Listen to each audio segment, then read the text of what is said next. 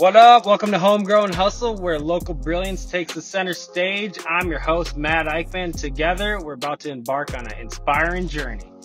Our community thrives on the wisdom of insightful leaders that are right here in our backyard. And we're bringing their expertise to your ears.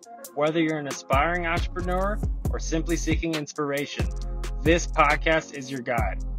Join us every week in celebrating innovation, guidance, and the power to inspire greatness.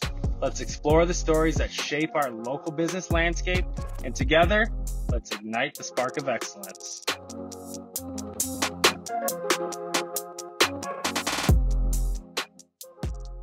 Curtis Larson, thank you so much for coming out here. One of my good friends out here at Abracadabra headquarters in Forest Lake, Minnesota. How you doing today, Curtis? I'm doing great. This is a cool spot. I love how it's evolved we've this year. slowly leveled it up and learned through the podcasting process, but appreciate the kind words there. So Curtis has been in the home inspection industry for 6 years now, growing crazy fast. Do you ever find yourself having people ask you, like, why are you going so fast, or telling you to slow down? Is that something that ever comes up? I'd say less from the general public and more from my family and the people in our office. Gotcha. But yet you keep going. Like you're an accelerator guy. I know we were talking about processes before we got on here, but what do you think about when you're growing your business? I mean, our main focus at Marigold is, regardless if it's on our radon side or our home inspection side, is that we want to be a customer service business. We want to provide the best value to our customers as possible. Mm-hmm. And that's what has propelled our growth. Is when things go wrong, we fix them. And when things are right, we try to double down and make it even better. That's awesome. So take me back to the day you decided you were going to start Marigold Home Inspections. What was going on in Curtis's life at that point? Yeah. So kind of an interesting story. I was kind of in between, not careers, but I had been an accountant for several years. I'd gotten out of a business that I had with my dad. And then I actually worked in a children's ministry for 18 months. And I left my job in children's ministry, was going back into more of a corporate setting. And I was like, I don't know that I really want to be an accountant. And a friend of mine asked me to do a business valuation for a home inspection company he was looking at buying.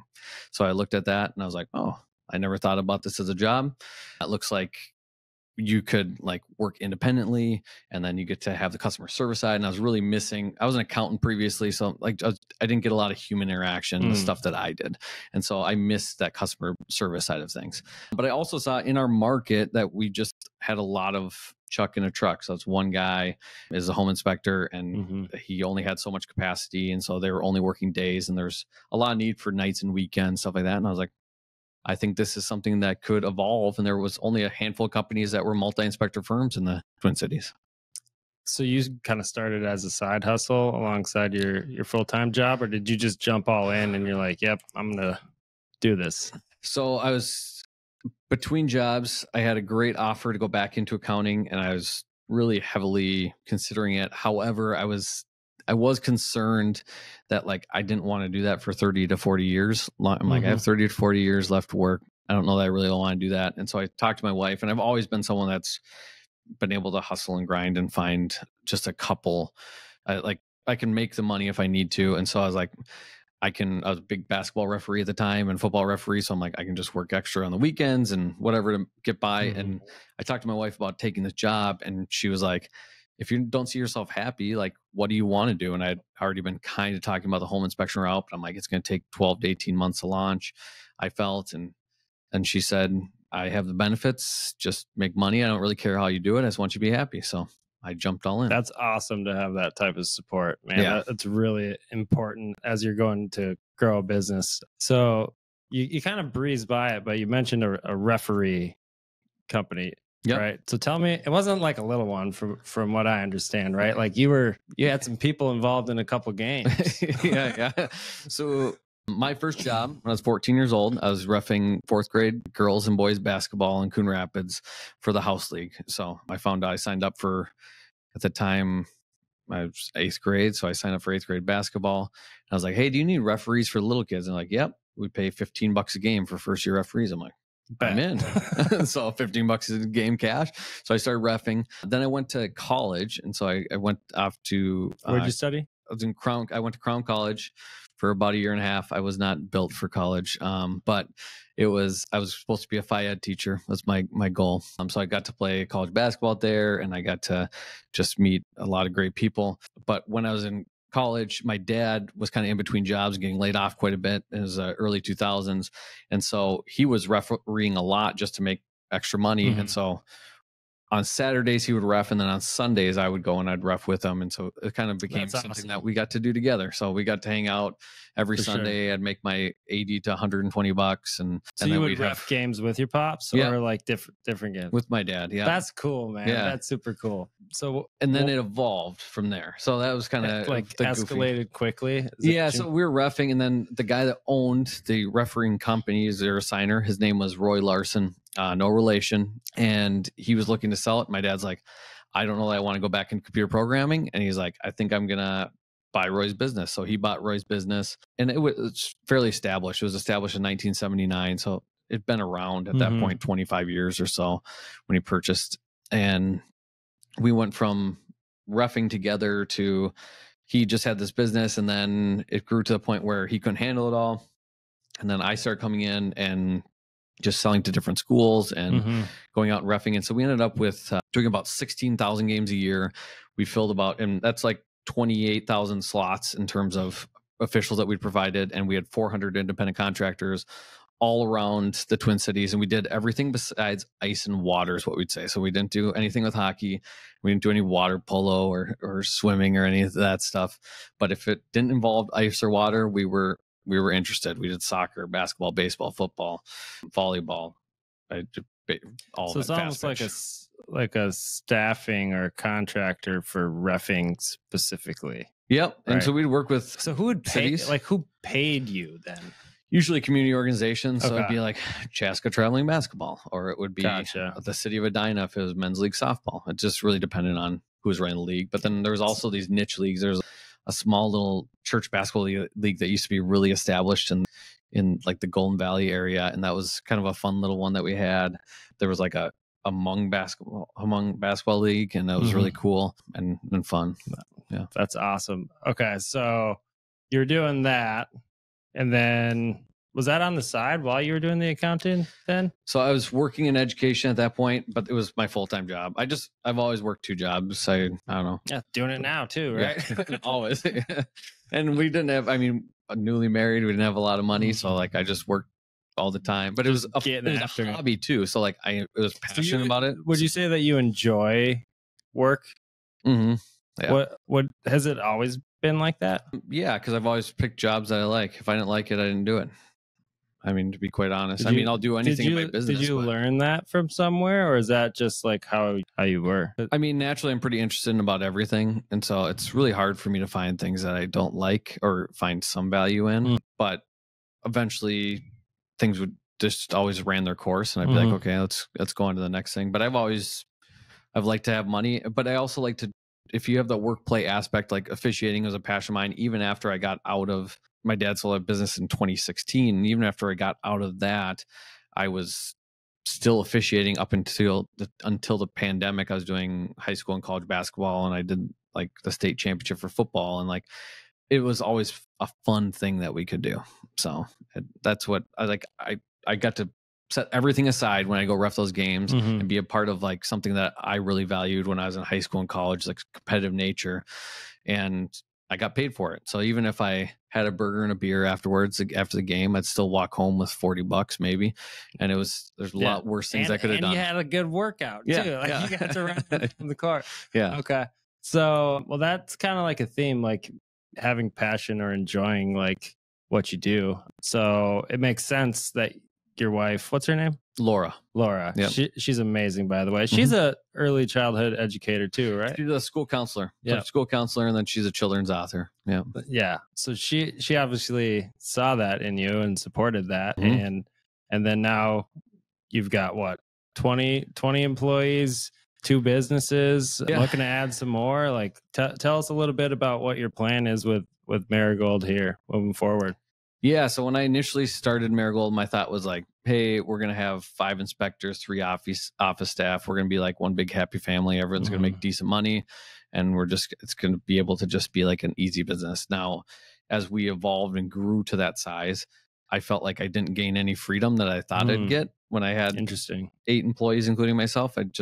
We never really, like if I went away for vacation, work stopped in a lot of ways. And like, I was still very much a needed cog to the wheel to make it turn.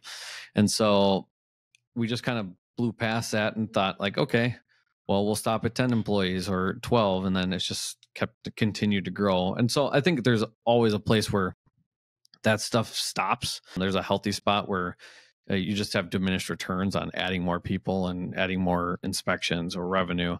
But I don't think that we've hit that yet here in this market. And so I don't know exactly where we're going to grow, but I mean, we started out in home inspections. We saw a need that, hey, radon mitigation, something that's needed.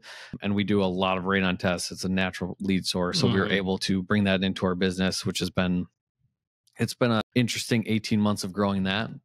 We've been at it, I guess, almost 2 years we've been at that. And it's just it wasn't quite as simple as I thought it was going to be moving into a new industry. So as I'm thinking about like your experience, like you've found these really small niches of customers or lead sources to drive the businesses that you're part of, whether it's those community organizations or real estate agents with home inspections, or you're just leveraging the real estate with radon. Like you've had success in all of those areas. So how do you, like, when you're thinking of, let's just talk about real estate agents since you've had so much focus on that. So like there's a lot of real estate agents, right? Yeah. Especially in the Twin Cities area. Like I don't know the like exact 19,000. number, but yeah, there's like, so when you're thinking about, okay, there's 19,000 opportunities, like how do you go about getting in front of those people to make sure that they know when it comes time for the home inspection to happen, which happens not 100% of the time, but pretty often. Like how do you make sure that those people know like Marigold is the right fit? Yeah, so I think it's really about being consistent in your actions. That's everything. It's not just sales. That's it. I mean, if our inspections weren't consistent, that would be an issue. So consistency, I think, is the key to it, and that's where we try to consistently be meeting with new agents. We also try to maintain the relationships with our agents. We want it to be more than a transactional relationship. We want to know when their children are born and to like if they have hobbies or special interests. I think it's just important as humans. Like I think if you bring that human component into business, like it adds a lot of value and it adds a lot of trust. When you have personal connection with people, then you're able to just believe in them and just know that like, oh, they align with me in this particular area of life. Even if it's family camping is where you align, that's super important. Or it could be religion or politics or some type anything. Of connecting point. Right. So how have you been able to have consistency of getting in front of those 19,000 agents? A lot of different ways. I don't think you have to have multiple funnels always, right? Which one are you like the most proud of, I guess? I guess the one I'm most passionate about is the good time. So like we like to sponsor events. We like to, the back of our office, we have a bar with dartboards and a golf simulator. And like we like hosting people there. It's fun to host people there. And then we like to just be at like Ron, who's my kind of lead sales person. Ron is amazing. And he does these like little pop-up happy hours where he'll invite like several agents from different, like all around. I don't know that he really tells them that there's going to be other agents there, but then he ends up with like 8 agents that all brought a friend and he just connects with them so well. He can have a conversation with you and, you know, he's not like trying to look past you for the sale. And I think we just are intentional in that. We try to treat every agent the same, whether they do 1 transaction a year with us or 100 transactions a year with us. I want them to feel just as special. That's awesome. So when you've worked with as many real estate agents as you have, like there's different levels of success that every agent has, and there's also different goals. But the ones that you see selling like 100 or having 100 transactions or like some of those bigger numbers, are there like things that they do in their business that drive towards that success? Like if you had to like look at a trend there. Again, consistency. I think that they either have like really regimented routines and that's where they bring consistency, or they like, and that could be like getting up, eating breakfast a certain way, having meditation, getting into the day, or it's they go to the same places all the time. These are the places where I get my lead sources. Like some people, you'll be like, okay, hey, how'd you get like 14 buys in 1 year out of one bar? And that's just because they talk to people at that bar, you know, or it's just like having touches with social media. I always think it's really interesting to see there's so many different ways to get to 100 transactions. I'll find out about realtors I had no clue it even existed because they don't do anything with social media. They don't come to the events. And then someone will like plop them in your lap and like make a warm introduction. And they're like, I didn't even know this person exists. And then there's other people that are more in your face and do more traditional forms of marketing. And then you know definitely who they are, even if you don't like them or understand, like you have different perceptions of them. It's just the familiarity because you've seen them so many times, whether social media or billboards or TV commercials or just being out in social settings is gotcha. It's interesting. So tell me a little bit about the radon scenario and like how that came about. Cause that's only been like what, a little under 2 years you've been doing that? Yeah. So when you're going through like running a business that's scaling really fast, what are you thinking when you're like, yeah, I'm going to start this other business up too? Like what's going on in your mind at that point? I mean, we see opportunity that like, hey, it's going to benefit our clients and our customers that we have currently. And that's a main focus of ours is like, hey, how can we bring knowledge of the home, make their home safer, give them the ability to just to have a long-standing relationship with us? Because most people, they go into a house and they're there about 5 years, 3 to 7, and then they're looking for the next house. And like, it's hard to stay in the forefront of their mind unless we have real estate agents or we have different business opportunities that can bring us there. Now, the luxury of when we're growing really fast as a home inspection industry, it gave us the ability to jumpstart our radon business. We have a lead source that's bringing in leads immediately. We have the finances to be able to fund a business losing not profitability for several months, which you don't necessarily have. I didn't have that luxury when I started out as a home inspector. I was like, I need to scrape by with like these random house tools that I had basically to get going. I'm like, oh, I got a ladder. That'll work. Oh, I got a tablet. Let's go. And now we can do it right. And so that's kind of the sum of what's there. But we also see with the radon business, we're like barely scratching the surface of what the opportunity is in the Twin Cities. So if you had to go back to when you were like the guy that like had a ladder and like some tools from his garage to run his business and give that guy some advice, like what's some things you wish you knew at that point? The biggest things I think I would do for anyone that's like starting out a business is just encourage them. Like sometimes you just need encouragement when it's slow and it's like, it's inconsistent. And you're like, am I doing the right thing for my family or myself?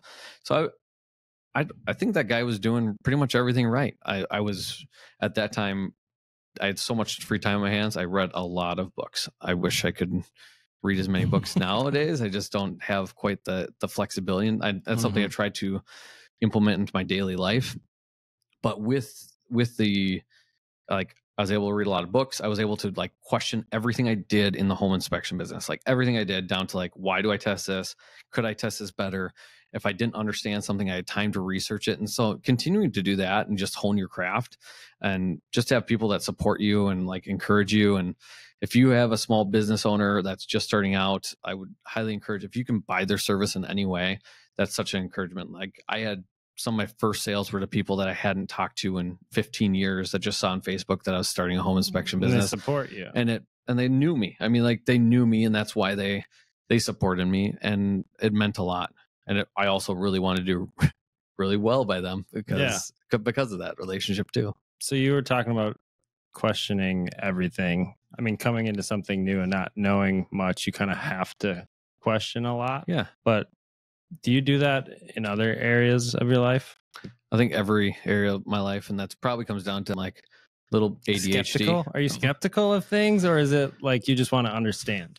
I would say I'm one of the most skeptical optimists you've ever met in your entire life. I think there's a way there. It's just like you have to be skeptical about like, hey, how am I gonna get there? But there's always a path there. Just like we were talking about the 100 of the agents. There's a always a path there. There's a different path. Just how is the path there? Is it worth your time to go down that path, or is it not? And so I think as long as you're creative and as long as you're aware and able to evaluate what's going on in front of you, it's not that big of a deal. There's always a path there. I think so. There's so much opportunity around us. And that's I think as entrepreneurs, like sometimes you have to like have blinders on to the opportunity because you need to do shiny things. Yeah. What's right in front of you? Can I do it really, really well? Because that's more important than spreading yourself too thin. Is there like we've talked about this before, just in conversations you and I have had, but like, is there like a practice you have or something you do to like not chase the shiny things? I try to have a sounding board. I mean, like there's several key members in our company that I consult with on pretty much everything. And then my wife as well. I try to consult with her on the majority of things. Then I also have just friends that are, maybe they don't have like any direct experience in our industry, but they're just smart people that understand discernment. And so being able to connect with them and just ask them what their thoughts are on it, or maybe they might hold a key to the key to the door or a piece to the puzzle that I'm not aware of. And so just being able to understand like, hey, you used to do this line of work.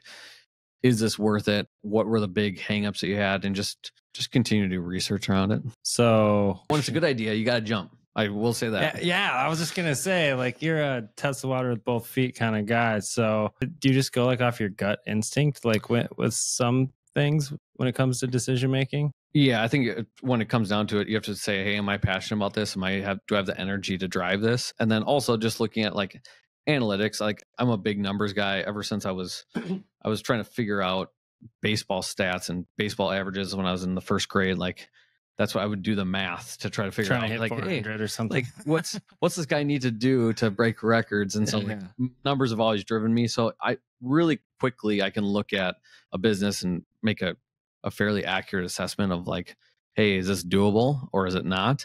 Or an idea and say, is it doable or not? And then it's a matter of like, when you decide it's doable and you decide it's where you want to go, you just got to go. That's kind of profound right there. Have you ever said that before out loud? No, I just make up That's stuff. That's a good one. We should definitely clip that one out. Is there, being that you come from an accounting background and you have that like experience with the numbers and understanding a business from that perspective, do you think that that's given you an advantage in your ability to scale your business because you can look at it at that level? I think it gives me an advantage to assess things quickly. Sometimes that can be tricky though. I can look at something too quickly and not dig into it deep enough, then realize 3 months down the road that was a bad decision.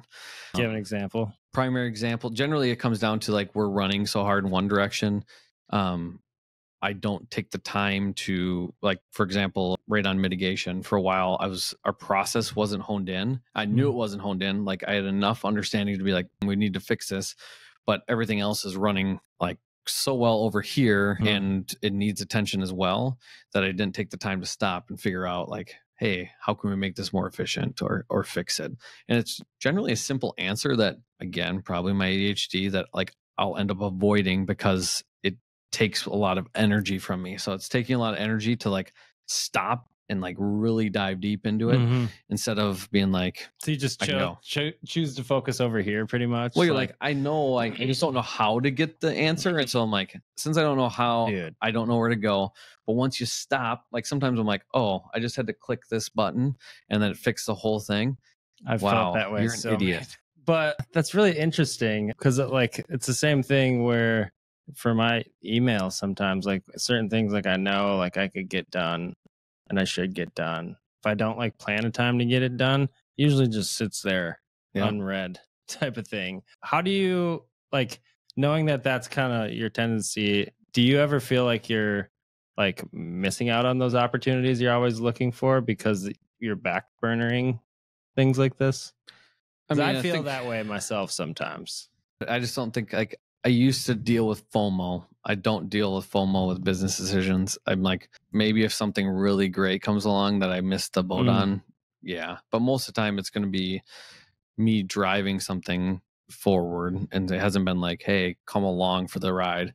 So I think that's where I just decide, like, hey, what's most important in my life? What are my priorities? And my priorities are my family. Like, I need to have a healthy marriage. I need to coach my kids' sports and to be active in their parenting. And like, yeah, could I do more if I traveled around and I travel quite a bit, but if I traveled more, could I accomplish more? If I hired more people, could we accomplish more together? Yes, but just understanding how to do it in a way that reflects back on, like, our primary business is home inspections. And so I've always said, like, whatever we get into needs to be like when I started Marigold Home Inspections, no one expected it to be an A+ company. They were like, I'm hiring someone that has no experience, so this might be a C or a B or an A. Like, but now they know, like, we're established, we're an A+. And so anything we bring in alongside, if we bring in radon mitigation and we do it at a C, it's going to detract from our main business. And so I try to make sure that whatever we're going to do it really, really well. So what are some of the things that you had to overcome or achieve in order to go from not being viewed as an A+ company to having that status and permanence? As a new entrepreneur or a new business owner, particularly with Marigold, what did you have to do to start to prove to people almost that you are that? I think you have to prove that you care about the little details.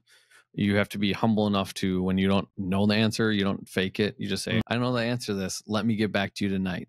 Those were some big things that happened for me. Also, just like getting reviews. If you know a young entrepreneur, please review their company. If you think they do good work and you've worked with them, review their company. It really impacts. We get so much business now that we have, I think we're up to about 1,300 5-star Google reviews. And it's like a lot of it comes from that. We don't advertise on Google. They'll search home inspector, and then we have 1,300, and another guy has 6. How do you get 1,300 5-star Google reviews? Automation, 100% automation.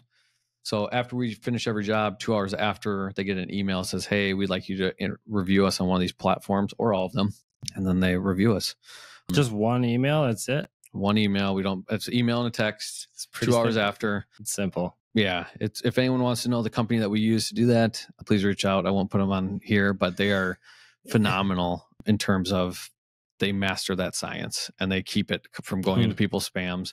And we get about 36% response rate on the jobs that we do. So that's my other question I always ask myself is like, okay, so we have 36% people think we're a 5-star. They took the time to at least like click 5 stars. They don't even have to write anything. What is the other 64%? So like some of them think you're a 2-star, just don't have the balls to say that you're a 2-star. Yeah. And so how do we identify those? How do we get a response rate? Dude, it's crazy. You're looking at the things that you maybe are lacking, even though you have so much success. Like, you're just looking for those areas to still get better and improve on your service and quality. That's awesome, dude. The world needs more business people like that. Because like that's what actually like matters at the end of the day is improvement. Like, we can have all these different things, but unless you're like constantly getting better, like, what are we doing here? I mean, it really sticks with me, and I don't even know the guy's name, but I was umpiring baseball when I was first starting as an umpire, and my goal is like, hey, maybe I can make it to the Big Ten someday. Like, that'd be cool. Do Big Ten baseball games. And so I had some good mentors, and these mentors like pushed me along to have like partner, because you don't have the same partner for all these baseball games. So they would mix me in with other good umpires. And there's this guy, and he was kind of a prick. He wasn't the nicest umpire. Like, I didn't really connect with him on any socially outside of, we both had a passion for baseball. And I just remember after the game, he's like, asked me if I want feedback. And I've always I've wanted feedback. I can take feedback, even if you don't like what you're like. If you're going to tell me something that you don't like about me, like, it's really not going to crush my soul, and I'll evaluate it and I'll decide, hey, is that something I really care about or not? Depending on what it is. But he said, I remember after that game, and I was looking to crack into college baseball, and he said, here's the deal. I want to give you all the tools to be able to be as good as I am. And then if you're better than me, you win. And if I'm better than you, then I win. And I was like, the competition aspect of that, like, I think is really key, but also like, why are we withholding information from those that we can propel upward, regardless if they're going to stay with us or they're going to like move on and they might find something better. They might not be a home inspector anymore. They might go into remodeling, or they might become like a YouTuber or whatever it is. Like, why are we keeping them from their passions, or like keeping them from being our competitor? Like, there's no reason to. It's not like in order for you to win, they have to lose. Right. Like, everybody can win. Yeah. Growth mindset. Abundance. Yeah. That's so important in business and in growing. Like, the mindset of an individual, especially a business owner, what I've seen is like, in their minds, oftentimes they put like these self-proclaimed prophecies that actually like become their own limitation just because of how they're thinking. And you have to like challenge those things as a business owner. Is that something that, actually, you said that earlier already, like, you just question everything? Right? I question everything, and my team questions me about virtually everything too. So it's important. It's not my favorite thing all the time, but it's important. Do they question it because they want to better understand? I think sometimes they question because of understanding. Sometimes they question because they don't agree with it, and I think it's good to be challenged. Sometimes they have their own views on where they would like to see the company go, and that's what we try to breed entrepreneurs inside our company, like people that really want to drive their area forward. And when you breed that type of people, those type of people inside your company, they're going to disagree with you. And they have this channel, hey, where do we want to go? And we just come back to like, does it fit our mission, values, and culture? Our culture is super important to us. Does it fit into that? Does it fit into what we're trying to provide for the consumer? Does it fit into what we're trying to provide for our employees and our teams? And a lot of times, I don't know that there's a wrong answer. They're just different answers, if that makes sense. It really does. So you're talking about having slow growth this year with like 50% growth, which is crazy, by the way. Like, what do you want to achieve now, knowing, like, I know your family's starting to get a little bit older. Your kids are getting a little bit older. So like with Marigold, is this something that you just want to continue to scale, or are you thinking more of these other services alongside like Radon and other value adds you can have to these new homeowners? Yeah. So like I said, I'm interested in pretty much everything. So I really enjoy, we've gotten some national contracts over the last couple of years. So like, I frequently travel to Denver and Colorado Springs, and now Austin is another place in literally like 3 great places to travel. There's, when I was selling insurance we didn't go into that, but I sold insurance for a short blip, especially when I was starting Marigold too. It was like another thing that just kind of fed into like, hey, let's make sure we can make enough money to get by. And I drove to some horrible towns in Iowa and South Dakota, and North Dakota and Minnesota and Wisconsin, all those places. And like, those aren't the places that we're going to. And so I've really enjoyed just being able to get out, see the world, see different business perspectives. I think there's a massive amount of opportunity nationwide for us, and not necessarily just staying in the residential home inspection game, but I think there's opportunities outside the real estate market for inspectors. And I think a lot of times we get our blinders on. We think, oh, I have to be tied to the real estate market because I'm an inspector. And realistically, like, we can go into commercial inspecting, and we do commercial inspecting. We can go into, like, we work with a lot of HOA and community managers that, like, or we'll go in and view full condo associations or townhouse associations to try to make sure that their maintenance needs are being kept up. And then I think there's with a mass amount of building that's going on right now, quality assurance is lacking in a lot of areas, especially for the larger builders of apartment buildings and 55 plus communities, because they're having to move so fast. I mean, just so fast. So like, where can we go within those scopes? Insurance, like, there's new regulations, just being aware of the other things that are coming down the pipeline. I think that's where Marigold Home Inspections is going to grow. And then through that, it's going to show us the paths where we should grow outside of that. But I would love for us to have, right now, revenue wise, we're doing like $70,000 to $90,000 in the Denver market. And so and I'm doing that like in 4 trips out there. We just go and we work really hard. Usually I bring 1 or 2 guys with me and we run really hard. More of that, dude. Yeah, and it's fun. Good. But there's also like, we aren't in the residential home inspection market out there. And I'm like, well, we have all this other business in there. Like, could we tie someone into what we do and provide support for them? However, at our size, I don't know exactly how to do that. That's something that's like, it's one of those problems over here that I need to stop and figure it out before I can do it. And it might be a simple solution. It might be something that you go, oh, nope, that doesn't make sense. Maybe it's a who, not a how.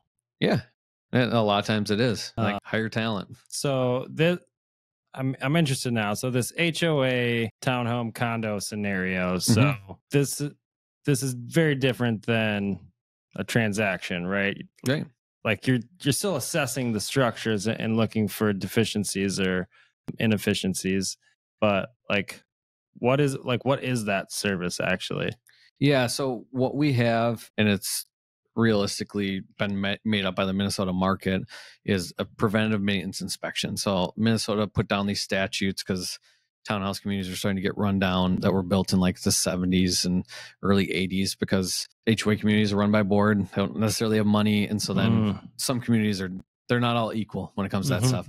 So they put in you need to have a preventative maintenance plan. So that way your siding's not all deteriorated and your roofs aren't all gone or your decks aren't bad. And so what we do is we come in and look at anything that's association maintained. So if the association maintains it, we look at it. If it's homeowner maintenance, we don't look at it unless it's like something that's egregious and they might want to know about this. Association might know about it.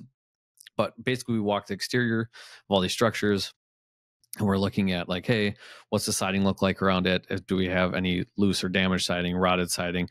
What's the roof look like? Soffit fascia, utility penetration. So where your HVAC system goes in, we're trying to make sure that we're trying to make sure you aren't getting as much business if they just are preventative. So unfortunately, I mean, it's kind of the same thing though. Like a lot of what we find is like the deferred maintenance, right? Where there hasn't been attention to something for an extended period of time, and that's why there is an issue. So like you're kind of doing the same thing, just in a different way. Like maintaining structures is more than like making sure you pay the bills. Like there's other stuff that has to be done to maintain like the structural integrity and like prevent other worse issues, right? 100%. And that's the whole purpose. We put in a nice clean report and it says like, hey, you have 17 gutter issues or downspout issues. You have 12 concrete issues. You have these utility penetrations that need to be sealed up. And then the community can go back and go, oh, this is something like the concrete's a big deal and it's going to cost us a lot of money. We need to budget for this.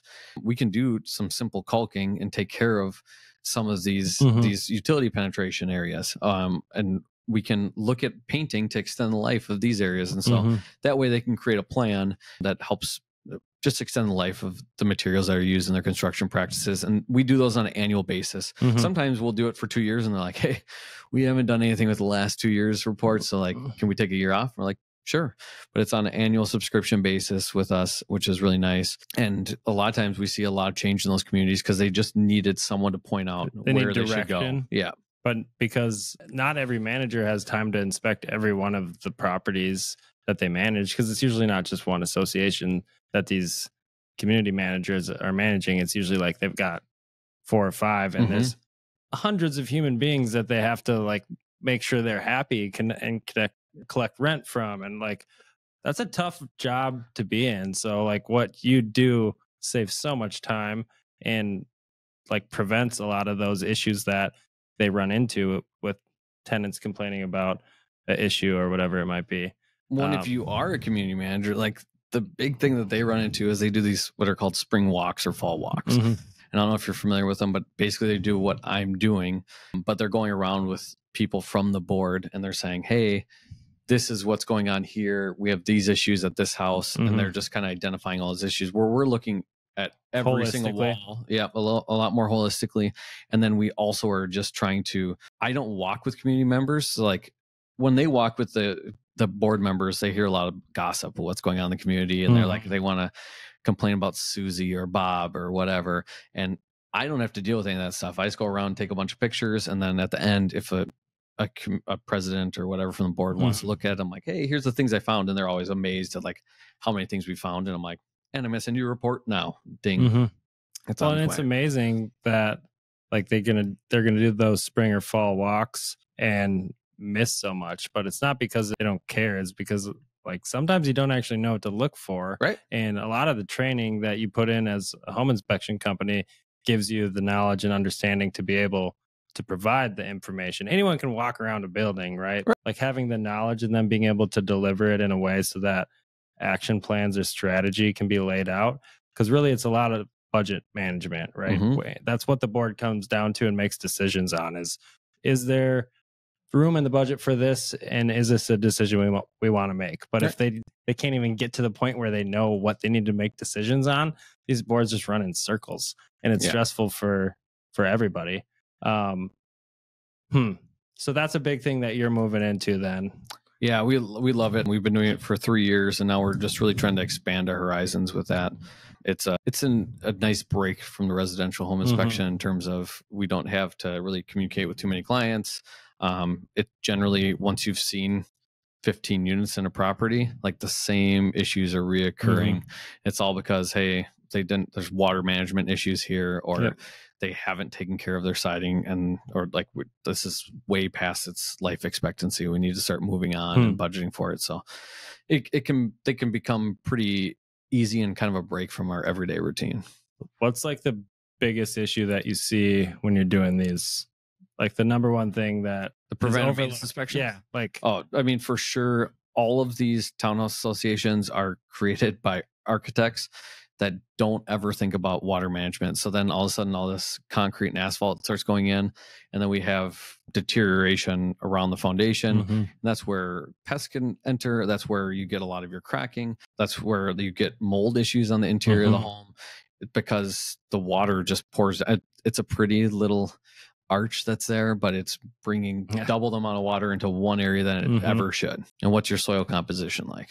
So I guess like it's hard to reverse it once it's architectural. Now you're just trying to play defense to make sure that you manage the water in the best way possible, right? Because you're not coming in and recommending like structural changes. It's more like you need gutters here, or I mean, that could be what it is, what we're doing, or where gutters end up, like once they start correcting these things, because they don't have gutters on the house the day you move in. On pretty much any new construction neighborhood or residential townhouse community, you look around, they don't have any water management hardly. And so then they start playing defense, like you said, and now we have downspouts like just going right onto walkways. And in Minnesota, as we know, it gets icy here when it gets cold, and there's water. And then you have a safety issue there too. And so there's other challenges. A lot of times it's, if it could have been caught before the concrete went in, you can reroute it and have some drains that go underneath the ground or whatever you need to do. But it gets really challenging once everything's been built. Yeah, it's because we feel this in the pest and wildlife space, where we come in and we kind of like point out like, hey, here's all this stuff that's wrong with your house. But then like we try to provide those resources, right? Whether it's something that we can do from an internal service standpoint, or like yourself, like you've got a lot of different referrals and you provide resources for the problems you find at these places, right? Yeah, that's a large focus of us, and making sure you partner with the right people, because they need to respond into the real estate transaction moves really quickly. So we need them to be able to be responsive and to have the same level of professionalism that we have, be a reflection of us. Absolutely. Otherwise, it's a poor reflection of us. It goes back to that same thing where you got to be A+ rather than C, because the C is the detractor of like the net. Yep. So if there, like, is there anything else that you want to say about Marigold, or like any advice that you'd like to give to anybody that might be listening to this that's kind of growing their business, or particularly a home inspection business? Yeah. I mean, I think the biggest thing I'd say for anyone that's entering the home inspection space, or any entrepreneur, is like, just keep going. Find the things that you're doing well, and just double down on those things. Those are going to be the things that are going to help you grow. And the things that you find that, hey, these are the things that are going to keep me from growing or keep me from reaching my goals. If you can hire out because you don't have those skills, hire it out. You will never regret it. The $10,000 that it ends up costing, yeah, it sounds like it's going to hurt you, but you won't regret it. It's always worth it. That's good, man. So I'm going to rattle off a few structural items here. Okay. And I want you to say like the first word that kind of pops into your mind. Ready? Sure. All right. I put a little bit of thought into this. So attic vents. That's the first thing that comes into my mind about attic vents. Yeah. Leaking. Just interesting. Vinyl siding. Cheap. Hardy board siding. Problematic. I'm an inspector. Sorry. I see the bad thing. Shake roofs. Maintenance. Attic spaces. The unknown for most people. It's more than one word, but I'll take it. Unknown. Final answer. Crawl spaces. I mean, I kind of go in that same unknown. Yeah. Biggest pest issue. Biggest pest issue, like, is in frequency. Sure. Frequency, I'd say mice. Something everybody should know about home inspections. That they are necessary, and it's as you get in a competitive market, there are other alternatives to waiving the inspection. All right, this isn't a structural term, but abracadabra. Abracadabra. I think of like the big like POW of like Batman, like the lettering nice. around, like the 70s Batman. Okay. Yeah. All right. Well, Curtis, thank you so much for joining us here today. Curtis, they do a lot on social media. Oh, I got one more question for you. Hold on. Let me slow down here. If you had to define the word hustle, what does that word mean to you in terms of business? Defining the word hustle, I think hustle is consistency. I think we touched on that earlier, but hustle is consistency. Anyone can sprint, but not everyone can like run a marathon. And so the people that I see that have the greatest hustle, no one says that they have the greatest hustle when they did it for one day. It's can you do it again tomorrow? That's good, man. I like that.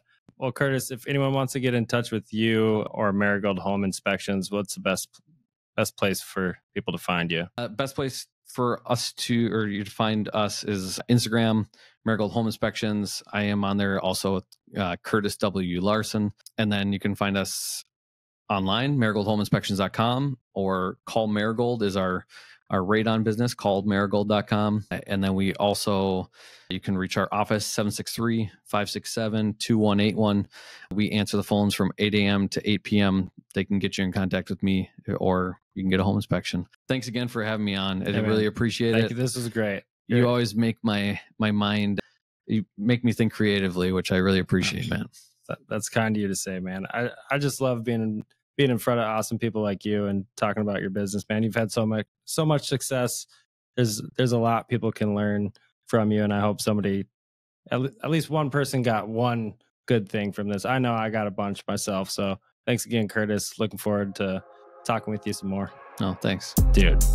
Thanks again for joining us on Homegrown Hustle. Our local business community thrives because of the brilliant leaders right here in our backyard. And it's been an absolute privilege to provide them with a platform to share their invaluable expertise. Stay tuned for more insight, wisdom, and inspiration from our local business champions.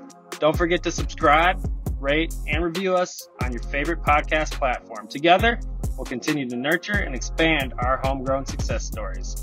Matt Eichmann signing off until our next insightful episode.